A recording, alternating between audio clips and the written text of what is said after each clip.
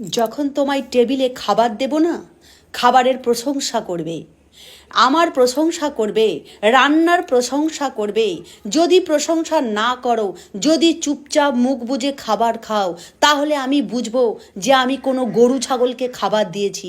কারণ গরু ছাগল ঘাঁটা ভুসি খোল এই সকল খাওয়ার সময় কোনো নাম সুনাম বদনাম খারাপ হলো ভালো হলো কিচ্ছু বলে না। গরু ছাগলরাই একমাত্র মুখ বুজে চুপচাপ খাবার খায়।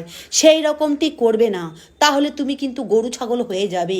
অবশ্যই খাবার দেওয়ার সঙ্গে সঙ্গে নাম সুনাম করবেই, বলবে হ্যাঁ খুব সুন্দর খাবার হয়েছে, আবার দ্বিতীয় দিনের জন্য আমি উৎসাহ পাবো। আর যদি খাবারের প্রশংসা না করো, যদি মুখ বুজে খাও, যদি বলি কেমন হয়েছে ইশারা করো, তাহলে কিন্তু গরু ছাগলের সঙ্গে আমি তুলনা করব। তখন কিন্তু বলতে পারবে না যে আমাকে কেন, মানুষকে কেন গরু ছাগল বলা হলো।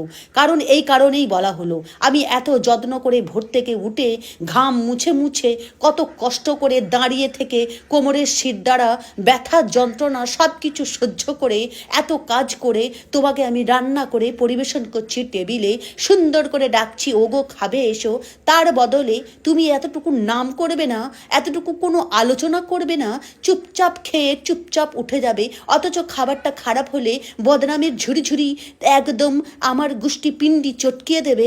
সেই জন্যই আমি বলে রাখলাম, গরু ছাগলরাই চুপচাপ মুখ বুজে বন্ধ করে চুপচাপ খেয়ে উঠে যায়। তুমি নিশ্চয়ই গরু ছাগল হতে চাও না।